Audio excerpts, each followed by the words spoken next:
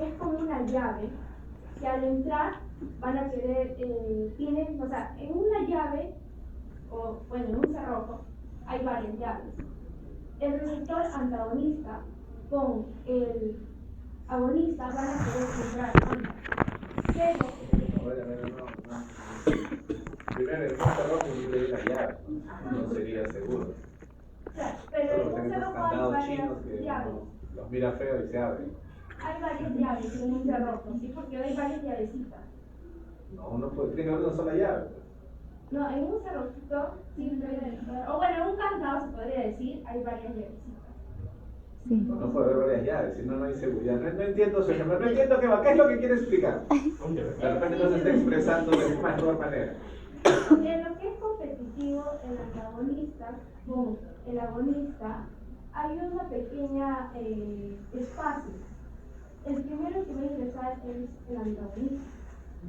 Ya, eso va a depender, quién predomine depende de la concentración. Quien esté en mayor concentración va a Va predominar. a predominar más. Pero el que va a predominar más es siempre el antagonista. No, porque si yo aumento la cantidad de agonista, el agonista, lo que explicamos la semana pasada, ¿se acuerdan? Sí, El agonista va a ocupar. mayor agonista. Entonces no es siempre que va a predominar el antagonista. Ya. Va a desplazar al Entonces, se antagonista. podría decir que también un fármaco con antagonista competitivo va a haber ese espacio, el cual se va a unir, como está en este ejemplo, el antagonista competitivo, a más agonista, esto va a entrar. Por el cual ambos van a competir por el mismo lugar y esto se va a producir como un bloqueo. También va a incrementar a los agonistas. Y como lo estaba explicando, es reversible. ¿Qué cosa incrementa a los agonistas?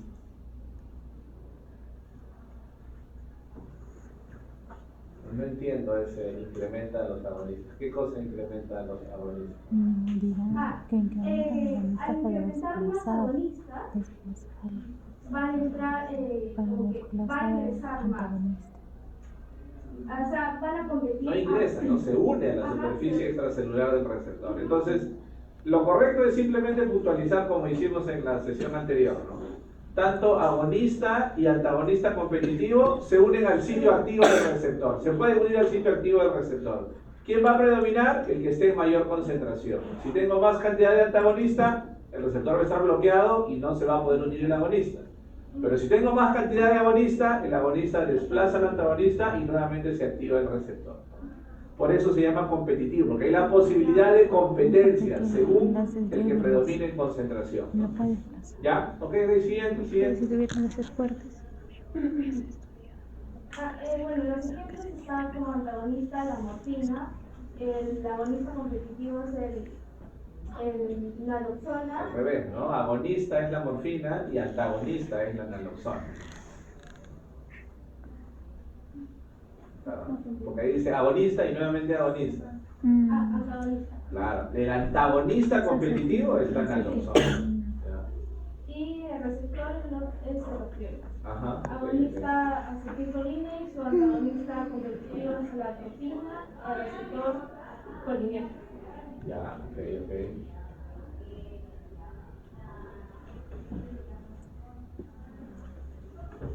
Entonces yo les voy a hablar de los antagonistas no competitivos. Primero, ¿qué es una antagonista? Ya, es cuando un antagonista se une a un receptor en un sitio diferente al del agonista, o cuando también se une de manera irreversible o pseudo reversible al mismo sitio en donde está el agonista. También esto se puede dar en respuesta, o sea, esto hace la respuesta de la agonista, que la respuesta del agonista disminuya y no importa si vamos a aumentar la concentración o la cantidad de agonista. No importa si lo aumentamos porque ya no se puede revertir el efecto del antagonista por más que aumentemos la concentración.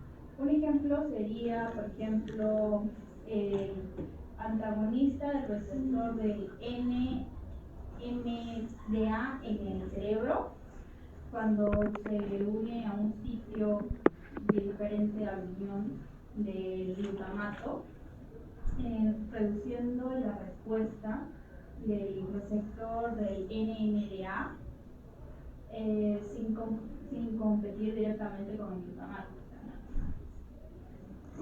Luego tenemos el antagonista alostérico, que vamos a tener, ocurre cuando el antagonista se une a un sitio diferente del receptor del agonista, y este es el sitio alostérico, no es el sitio activo, el sitio alostérico.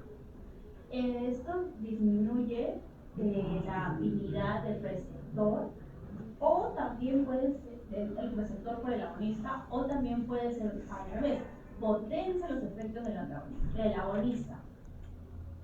Se puede ver un ejemplo aquí en la GABA. Los receptores como la GABA A son los moduladores negativos que se unen a un sitio distinto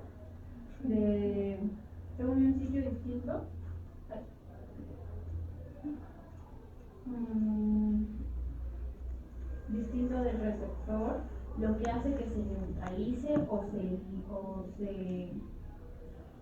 neutralice en la transmisión de GABA. ¿Y cuál sería el antagonista en ese caso? Porque el receptor es el receptor GABA de tipo A, como dice ahí en la imagen, pero ¿cuál sería el antagonista? Obviamente, el receptor GABA de tipo A tiene un agonista endógeno que es el neurotransmisor GABA, pero ¿cuál sería el antagonista?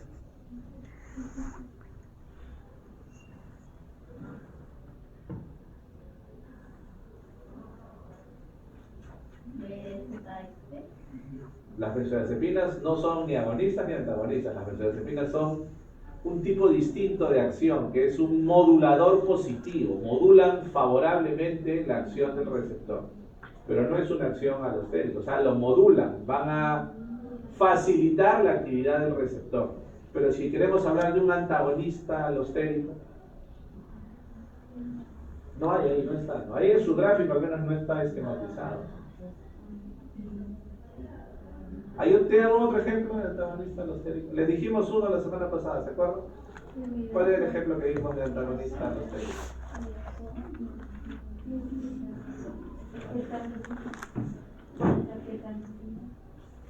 ¿Se acuerdan? No, midazolam es una benzodiazepina, pero no es un tipo de antagonismo alostérico, ¿no? Al contrario, el midazolam promueve, favorece una mayor activación del receptor GABA de tipo A. Aumenta el número de eventos de apertura. El receptor se abre y se cierra en más ocasiones. Ketamina, ¿no? ¿Se acuerdan? Un buen ejemplo era ketamina. Ketamicina, he dicho. ¿Existe ketamicina? No existe ketamicina. Ketamina, ¿no? Ketamina es el receptor NMDA. NMDA se activa por glutamato. El receptor NMDA tiene su agonista, que es el glutamato. ¿Cuál será el antagonista alostérico? La ketamina, ¿no? Va a unirse al sitio alostérico y va a cambiar la estructura del receptor. Acá lo que hace las benzodiazepinas es más bien lo contrario, modulan favorablemente el receptor, hacen que se active favorablemente. Si mejora la acción del receptor, ¿será un tipo de antagonismo? No, porque el antagonismo lo que hace más bien es disminuir o anular la acción de otro factor. Siguiente, no es un buen ejemplo, mejor el que vimos la semana pasada.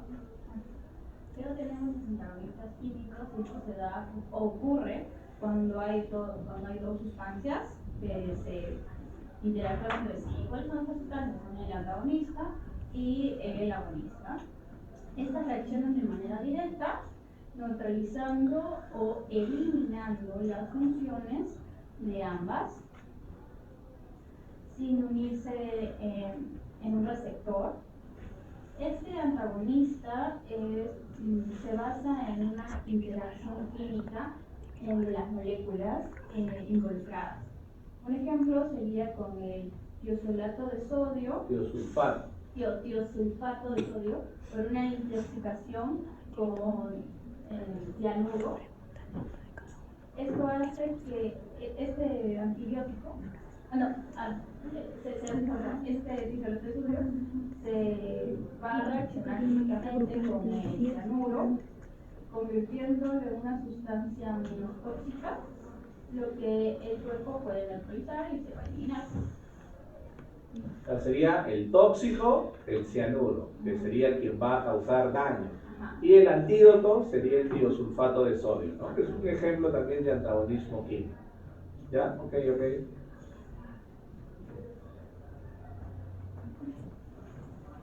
Bueno, con respecto al antagonismo fisiológico, como se puede decir, tanto el antagonista como el agonista poseen efectos opuestos. Por ejemplo, en la imagen podemos observar que ahí hay un receptor y está entrando el antagonista. Y acá hay otro receptor que está entrando el agonista. Por ejemplo, allá está baja la presión arterial y en el agonista sube la presión arterial. Cada uno se va a unir a su receptor, como es la imagen. Estas también se van a mutuamente, se van a anular, ya que ambas van a entrar y ambas, claro que tienen opuestos. Ahí Ya, pero no es correcto el gráfico porque no es que uno sea agonista en un receptor y el otro antagonista en otro receptor, no. Pero son agonistas en dos receptores diferentes. No es que por un lado es agonista en un receptor y en el otro antagonista, no. Es agonista en un receptor. Por ejemplo, ¿en qué receptor tiene que ser agonista para que produzca vasoconstricción? ¿En qué receptor tendrá que ser agonista para que produzca vasoconstricción? Receptor alfa 1, división adrenérgica. Receptor alfa 1 es agonista de la adrenalina y hace vasoconstricción. ¿Y cómo se produce la vasodilatación? En el otro sistema, en el sistema parasimpático.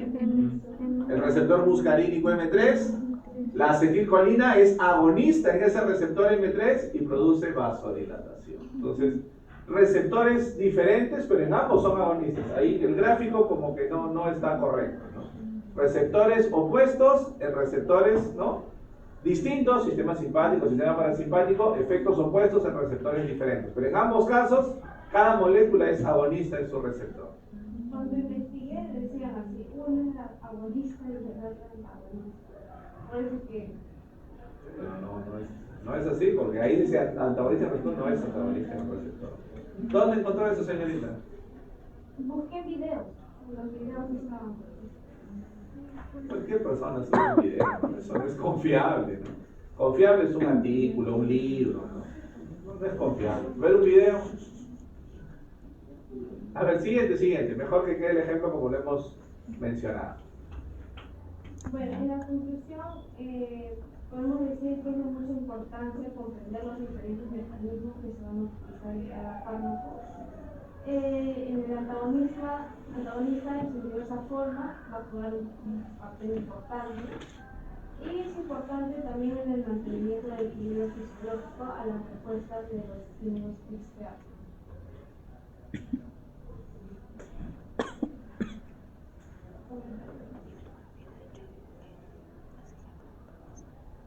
Ok. Los apellidos, por favor, de quienes han expuesto. Jara Luis. Jara.